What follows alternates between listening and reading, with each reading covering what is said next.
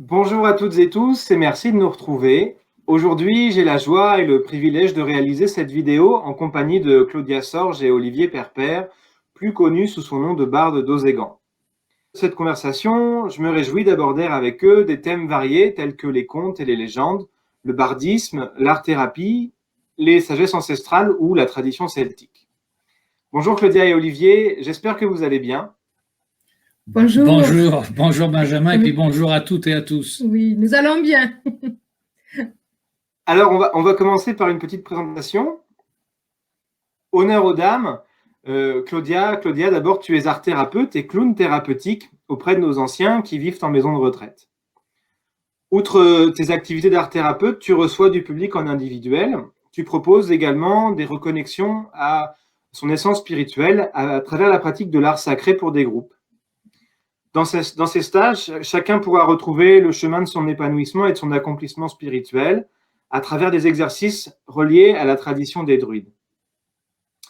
Ton développement personnel et ta quête de sens t'ont amené à suivre les enseignements d'un lama tibétain pendant 6 ans et à t'intéresser aux différentes spiritualités des peuples. Depuis ton enfance, l'âme de la nature ne cesse de t'émerveiller et de t'enseigner sur les mystères de l'univers et de la nature, de ce monde et de l'être. Tu es également formé à la sylvothérapie et c'est donc tout naturellement que ton cheminement t'a ramené à tes racines celtiques. Est-ce que j'ai bien présenté, Claudia, pour toi? Oui, tout à fait, tout à fait. Merci beaucoup, Benjamin. Et puis, Olivier, donc dit Ozégan, tu es un barde des temps modernes et conteur-musicien. Tu es héritier des druides et des troubadours et tu es pionnier des ballades contées en brocéliande depuis 1985. Ta besace est remplie de féeries, de contes et de musique afin d'honorer la beauté de la vie et de sa magie. Toi aussi, tu as rencontré des maîtres spirituels tels que des lamas tibétains, des yogis, des hommes médecines, des chamans qui t'ont confirmé dans la voie de partager la sagesse ancestrale des Celtes. Tu t'accompagnes dans les veillées comptées avec des instruments insolites, élaborés au nombre d'or, qui harmonisent le corps et l'esprit. Tu es également auteur, et tes derniers ouvrages sont les légendes du premier chaman, et également le Trou-Braise et les collines sacrées, le Tour de Bretagne, à travers les légendes et les symboles spirituels. Oui, c'est parfait. Alors, première question, vous proposez depuis 2017, au travers de modules de formation à l'art de compter, une co-animation en conte et en art-thérapie. Comment est-ce que cette démarche est née? Qu'est-ce qui a cheminé en vous pour proposer ce type d'accompagnement? Ben, moi, je dirais c'était notre complémentarité qui a vraiment déclenché cette envie-là d'élaborer des choses ensemble. Donc, comme je le disais tout à l'heure, j'utilise le conte sur un versant, moi je dirais thérapeutique entre guillemets, parce que de toute façon, même jouer un morceau de musique ou aller faire une balade et aller ramasser des fleurs de notre couleur préférée, je dirais que ça fait du bien à l'âme. Donc, pour moi, d'une certaine manière, c'est thérapeutique. Donc, thérapeutique, ce n'est pas à prendre dans un sens qu'on arrive avec une ordonnance, mais je parle bien du sens thérapeutique de se faire du bien au niveau de l'âme et au niveau de notre bonheur, prendre soin de nous, prendre soin de notre bonheur. Donc, du coup, c'est né assez naturellement avec nos différentes compétences et nos différentes vibrations qui sont retrouvées sur ce désir-là. Oui, les premiers modules étaient destinés à des conteurs amateurs ou même confirmés. Et donc, on œuvrait vraiment dans la matière du conte, mais aussi du conteur, parce que on ne compte qu'à partir de qui l'on est et de ses expériences, de la richesse de ce qu'on a pu acquérir, recevoir, offrir et comprendre. Et aussi, il y a une partie de l'être humain qui est liée à ses instincts et qui lui permet d'avoir accès à des connaissances de manière intuitive. Et ça, c'est très, très, très important. Et même, je dirais, je ne vais pas dire que c'est le plus important, parce que mais ça complète et ça accomplit d'une part l'individu, et ça lui permet voilà, d'avoir une vision comme celle de l'aigle, où l'aigle, il est au-dessus, il caresse les nuages et il peut voir toute la vallée, il peut voir la montagne, il peut voir la ville. Il a une vision synthétique globale. Et cette intuition nous permet d'obtenir ça dans nos vies, sur notre propre parcours. Et alors avec l'art-thérapie, justement, l'art-thérapie est pratique. Et là, c'est pas mes compétences, mais il y a des outils qui permettent au conteur de lever des blocages. Parce que l'être humain, il est fait de sensibilité, d'émotions, et on n'a pas tous eu un parcours tranquille. Et il y en a, ils ont ramassé des sacrés voilà, paires de claques et même des coups de poing. Et ça laisse des traces quand même. Faut pas croire qu'on en sorte indemne comme ça. Et en utilisant les outils, on va dire, ludiques et artistiques de l'art-thérapie, eh bien, ça permet au conteur de, voilà, d'enlever des scories et d'avoir accès directement à qui il est en profondeur pour pouvoir mieux vibrer. Hein. C'est comme un instrument, la corde d'un instrument qui serait sur laquelle il y aurait de la boue, elle va pas sonner, faut la nettoyer et après elle va vibrer d'une manière extraordinaire. Et ça, c'est l'art-thérapie qui le permet. Alors quand on propose nos modules, ce n'est pas une thérapie, encore une fois, c'est aider le conteur à enlever ses propres blocages.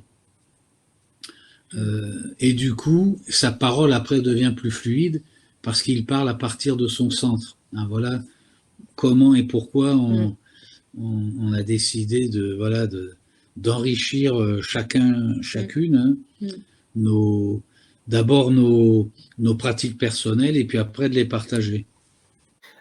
Claudia, tu disais que voilà, l'important c'était de pouvoir permettre aux personnes d'aller vers ce qui fait vibrer leur âme, d'une certaine façon, si je comprends bien, de se reconnecter à soi. De façon plus large, au-delà du conte, mais de manière générale, en quoi est-ce que l'art peut-il être porteur de guérison? Alors, l'art, en tout cas, de la manière que nous, on l'utilise, comme disait Olivier, hein, nous l'utilisons, nous utilisons donc des outils qui sont puisés donc dans l'art-thérapie et ça nous reconnecte vraiment à l'art primaire, c'est-à-dire voilà, souvent je cite cet exemple lorsque les personnes sont en état de dépressivité, c'est pas forcément la grosse dépression, mais voilà, on l'a déjà tous vécu, c'est-à-dire on n'a plus envie de sortir, on aime beaucoup lire, on n'a plus envie de lire, on aime se promener, on aime bouger, et en fait, il nous arrive à un moment donné de nous renfermer sur nous-mêmes. Et donc, c'est la première des choses de laquelle on se coupe, c'est notre créativité. Lorsque on ne se sent pas très bien, et donc du coup il est très important de reconnecter ça, de se reconnecter à sa propre capacité de création avec les mains, et c'est pas forcément obligé de faire des tableaux extraordinaires, hein. Il suffit justement, c'est que je disais tout à l'heure, de se faire du bien, de prendre soin de soi. On peut très bien aller dehors, voilà, ramasser des fleurs. On n'est pas obligé de dépenser de l'argent. Vous voyez, voilà, beaucoup de gens à notre époque, bon ben voilà, ils vont aller s'acheter quelque chose. Ben, on n'est pas obligé. On peut très bien aller dehors, se mettre au soleil, respirer. Et pour moi, c'est déjà une forme de l'art de l'univers aussi, d'accepter ce que l'univers nous offre comme vibration. C'est une forme de présence au monde, en fait. Oui, moi je dirais c'est une philosophie de vie de respirer avec le cycle de la nature. Et voilà, lorsque nous sommes en hiver, on ne peut pas être en expansion comme on est en été. On n'a qu'à prendre exemple dehors sur la nature en ce moment. La sève, elle est descendue dans les racines. Les arbres, on a l'impression à les regarder qu'ils sont un peu morts. Or, non, la vie est toujours au fond d'eux. Et le printemps prochain se prépare. Et nous, c'est un petit peu pareil. Donc, lorsqu'on nous demande dans nos travails respectifs au boulot, on nous demande d'être toujours à fond, d'être toujours en été, en expansion, bah, c'est évident qu'à un moment donné, notre corps il va réagir, on va commencer à attraper un rhume, voilà. Et donc, du coup, l'idée, c'est vraiment de vivre notre vie. Évidemment, je ne vous dis pas de rester à la maison, de ne plus aller au boulot, mais par contre, avoir une écoute bienveillante vis-à-vis de soi et de se dire, bon, ben, qu'est-ce que j'ai envie d'aujourd'hui? Ben, j'ai plus envie d'être tranquille. Bon, ben, quand je rentrerai ce soir, je vais prendre du temps pour moi. Voilà, j'ai envie de rester sous la couette, j'ai envie de prendre un chocolat chaud et d'élaborer le printemps. C'est ce qu'ils font nos frères, les arbres. C'est une très belle métaphore. J'aimerais rajouter Oui. juste quelque chose, s'il te plaît. C'est que dans les cultures anciennes, si on prend par exemple la Grèce, l'art servait à révéler le beau et le vrai. C'est pour ça que les sculptures grecques, les dieux sont dans une perfection de forme, d'harmonie, de rapport, et leurs monuments, leurs temples aussi, qui ont imprégné d'ailleurs des Égyptiens également, hein, et toutes les expressions artistiques étaient sacrées. Même le théâtre chez les Grecs était sacré. Et je pense, alors après, Claudia est là peut-être pour compléter ou pour infirmer ce que je dis, mais donc le théâtre était sacré, tous les arts étaient sacrés, et ça permettait aux personnes de reconnecter le sacré en exerçant ces arts et à révéler aussi le beau et le vrai en eux. Oui, tout à fait, oui. Et je pense que l'art-thérapie, aujourd'hui, on redécouvre à travers l'art-thérapie le sens premier de l'art qui est sacré. Et il me semble, et là, je crois qu'une des étymologies, mais il faudrait la vérifier, je crois que les thérapeutes, c'est celui qui soigne les corps et les âmes. Donc, reconnecter voilà, l'âme au corps et l'âme au grand tout. Alors justement, du point de vue de la tradition celtique dans laquelle vous cheminez tous les deux et dans laquelle je chemine également, on nous dit qu'une personne n'est pas totalement épanouie et heureuse tant qu'elle n'a pas chanté son Awen. Voilà, c'est quelque chose que vous-même expliquez lors de vos stages. Est-ce que vous pouvez nous apporter des explications sur cette notion de l'Awen? Oui, alors c'est un terme gallois dont on a des traces et des preuves historiques déjà dès le XIe, XIIe siècle dans des textes, parce que souvent on nous dit que voilà, le néo-druidisme, comme on l'appelle, n'est qu'une construction, reconstruction, ce qui est vrai en grande partie, il faut le reconnaître aussi, hein. Mais il y a des éléments racines, tels que l'Awen par exemple, et l'Awen, il a plusieurs niveaux d'interprétation, de compréhension et d'activité et de rayonnance. Je vais employer un terme qui a disparu, mais que je trouve magnifique, la rayonnance.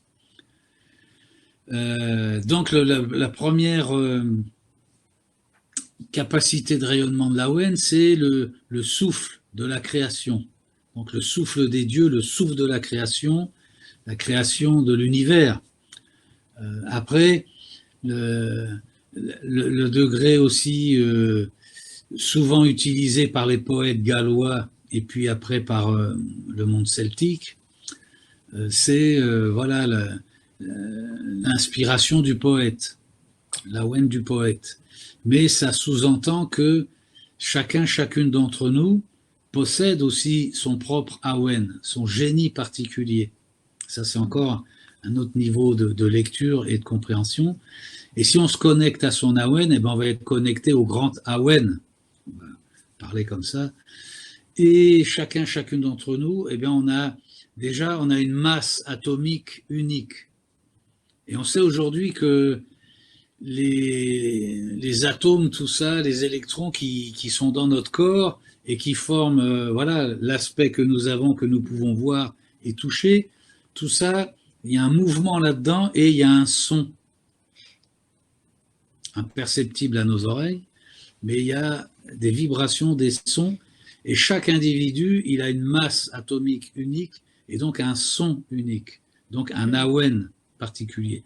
Et tant qu'on ne s'est pas connecté, qu'on n'est pas une avec ce niveau-là, qui est ce que nous sommes en fait tout simplement, mais bon, notre société ne nous arrange pas vraiment. Hein. C'est Krishnamurti qui disait « Est-il sage de vouloir s'adapter à une société malade ?» Bon, c'est un autre domaine, mais c'est une question à se poser. Alors là, on se reconnecte à qui je suis, moi dans ma masse atomique. Et à ce moment-là, je vais chanter mon awen. Et je vais être en accord avec moi et en accord avec l'univers, parce que si l'univers m'a fait venir avec cette forme-là, c'est qu'il y a une utilité, sinon je ne serais pas là. Hein. Et pour chacun d'entre nous aussi, et croire que l'univers fait n'importe quoi, non. C'est pas juste de dire ça. Alors, chanter son awen, c'est chanter qui on est, et c'est vrai qu'il y a une grande nostalgie qui nous habite, quand on n'a pas pu exprimer qui on est vraiment, quand on ne le sait pas, parce qu'on est en recherche à ce moment-là, et ou qu'on nous a empêché de le faire, bon, pour X raisons, et du coup, ça peut aller jusqu'à des pathologies, effectivement, quand on n'exprime pas ce que notre âme, c'est un autre discours, une autre manière de voir les choses, que notre âme porte et veut partager au monde, parce que c'est ça qui est merveilleux dans cet univers, c'est que chaque être humain, il a quelque chose à apporter. Nous sommes tous des instruments de musique, on est tous une note unique, et alors, elle vibre. Et plus elle vibre juste, voilà, c'est ça, chanter son awen, c'est faire chanter sa note juste pour apporter à la symphonie universelle. Ouais, et puis c'est vrai que l'art-thérapie permet justement un accès, une connexion à cet awen qui parfois sommeille au plus profond de nous. Et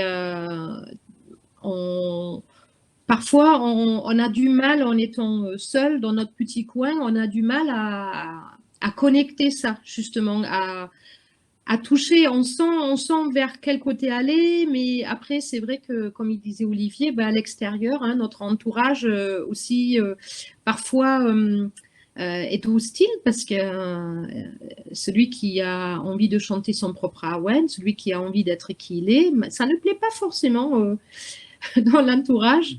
Voilà, on est très très très nombreux à avoir eu des choix de vie à faire, et l'art-thérapie permet cet accès-là en douceur. Disons que pour résumer, l'awen est comparable au Om de la tradition hindouiste. En l'awen, il y a toutes les vibrations de l'univers, et le fait, par exemple, on chante l'awen, ça nous permet d'entrer en résonance et de nous unifier, de retrouver l'unité par la structure sonore de notre propre voix, déjà, et c'est tout simple à faire, et il y a des résultats fantastiques. C'est subtil, certes, mais si on prend acte à chaque fois, vraiment, on ensemence l'inconscient, et du coup, ça modifie beaucoup les structures profondes, et ça amène des grandes guérisons intérieures. Voilà. Donc l'awen, c'est énorme. C'est énorme, et le définir, j'aime beaucoup, c'est pas une digression, hein, mais j'aime beaucoup Lao Tzu, qui nous a laissé le Tao Te Ching, et lui, il dit, le Tao qu'on définit, le Tao étant la source, le destin, l'innommable, il dit, le Tao qu'on définit n'est déjà plus le Tao. Alors, je vais pas dire pareil avec l'awen, mais on n'est pas loin. Oui, d'accord. Très bien, merci beaucoup. Alors, Olivier, justement, le magazine Keltia t'a consacré une couverture sur un précédent numéro et titré « Aux Aigans, bardes des temps modernes ». Alors, j'aimerais qu'on aille un petit peu explorer cette notion de barde, puisque justement, cette série de conversations que je vais proposer, justement, ira à la rencontre de la notion de bardisme. Donc, depuis les années 50, on va dire, le terme de barde, il a été popularisé avec Astérix, le personnage de Goscinny et d'Uderzo, et puis notamment le personnage d'Assurance Tourix, Donc Génie a compris qu'il fait tomber la pluie dès qu'il se met à chanter. Et plus récemment, on a vu aussi apparaître le barde remis au goût du jour dans les jeux de rôle, tels que Donjons et Dragons, ou dans les jeux vidéo aussi également, dans les jeux notamment de RPG comme World of Warcraft ou d'autres jeux. Du point de vue de la tradition des peuples celtes, puisque on se rend compte quand même que c'est une vision un petit peu étriquée, en tout cas, et assez utilitariste, cette notion de barde. Mais du point de vue de la tradition des peuples celtes, quel était le rôle et les fonctions du barde, et qu'est-ce qu'il nous en reste vraiment aujourd'hui? Voilà, vaste question, hein. Alors, les Celtes, c'est une confédération, enfin confédération, ça voudrait dire qu'ils étaient tous d'accord et qu'ils se soient unis, ce qui n'est pas le cas historiquement. Donc, on va dire, c'est un peu comme les Amérindiens, où il y a plein de tribus différentes, mais il y a un arrière-plan et un arrière-fond commun, même si ce n'est pas les mêmes langues, ce qui était le cas aussi chez les Celtes. Donc, c'est un ensemble de tribus avec des fois des langues différentes, des coutumes légèrement différentes, mais il y a un fond commun. Et ce qui les réunit aussi, c'est le fond spirituel, religieux, le fond de sagesse. Et toutes ces tribus différentes, qui pouvaient d'ailleurs se faire la guerre entre elles par moments, possédaient des sages qui étaient leur colonne vertébrale, leur âme, leur cœur, et qui étaient les druides. Donc, alors, le terme prêtre ne donne pas exactement la fonction vraiment de ce qu'est un druide. Et tous les auteurs anciens disent que les druides sont constitués de 3 classes. Donc, le théologien, le théologien, c'est comme ça que Jules César, lui, définit le druide. Et puis, il dit, après, il y a les vates, les vates, que le druidisme contemporain a traduit parovat. Les vates, ils disent, c'est les sacrificateurs, c'est ceux qui étudient les mystères de la nature. Donc, ils connaissent les plantes, ils savent lire les oracles en regardant le vol d'un oiseau ou la course d'un animal, ou aussi le chant d'un ruisseau, d'une source, les vates, les ovates. Et puis, la 3e catégorie, les bardes. Alors, les bardes, étymologiquement, ce seraient les créateurs de louanges. Hein, plus que les chanteurs de louanges, c'est celui qui compose des louanges dans les racines anciennes, le louangeur. Mais barde, vate et druide, tout le monde est druide. Et certains auteurs anciens disent que tous les druides ont pouvoir de cérémonier. Pour peu, évidemment, qu'ils connaissent la cérémonie, mais ils ont l'autorité de le faire. Là, il y a un petit, justement, je dis ça parce qu'aujourd'hui, avec le druidisme contemporain, barde est un échelon pour devenir druide. Alors, on peut comprendre que, par respect à ces 3 ordres, on ait voulu rappeler cela dans le cadre de la formation d'un druide contemporain, mais c'est quand même une erreur historique très grande, et puis une plus grande erreur encore, spirituelle. Parce qu'un barde, c'est un druide.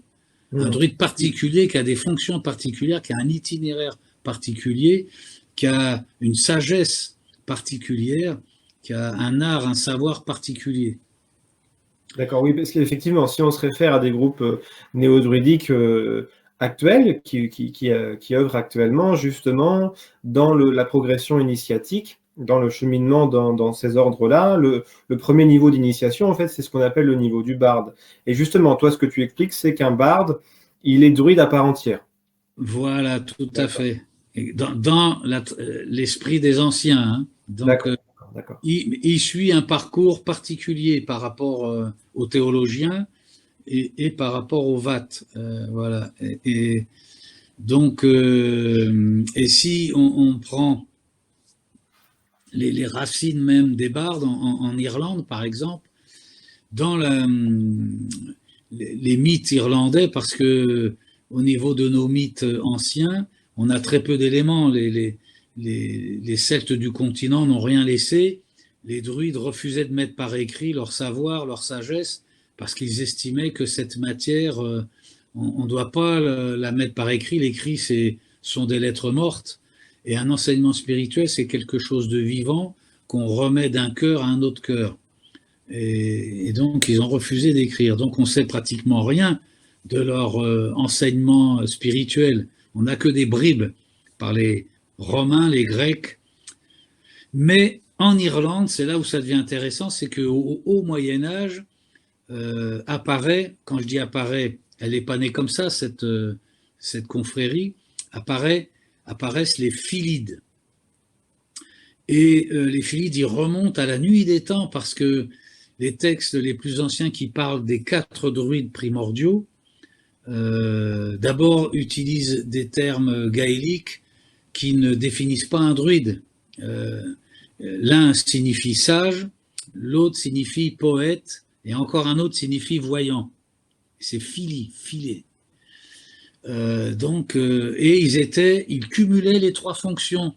Ces 4 sages primordiaux, plus la fonction aussi royale, puisqu'ils étaient rois, ils gouvernaient chacun une île au nord du monde.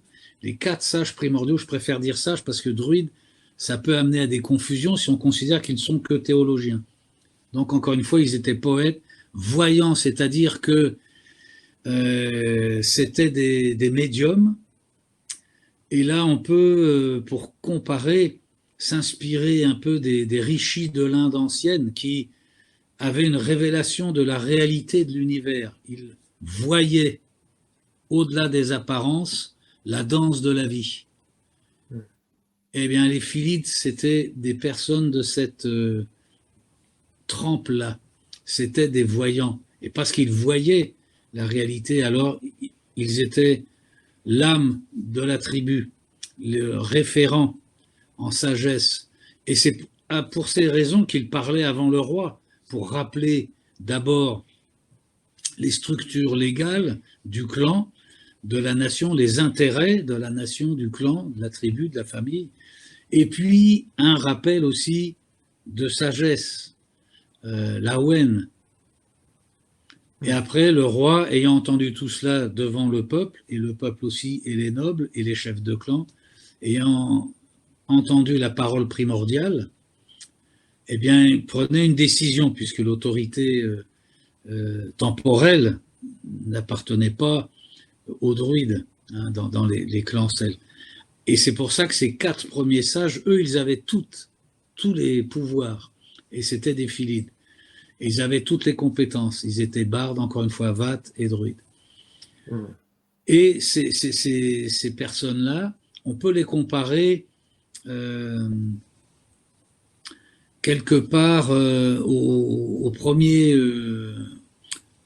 hommes et femmes médecines et aux premiers chamans, qui cumulaient beaucoup plus de fonctions qu'aujourd'hui. Voilà, je referme une petite parenthèse. Je sais que ça peut faire des remous dans les milieux druidiques parce qu'ils disent mais non, un druide c'est pas un chaman, mais moi je parle des Philides qui sont antérieurs et beaucoup plus complets que ce qu'est un druide.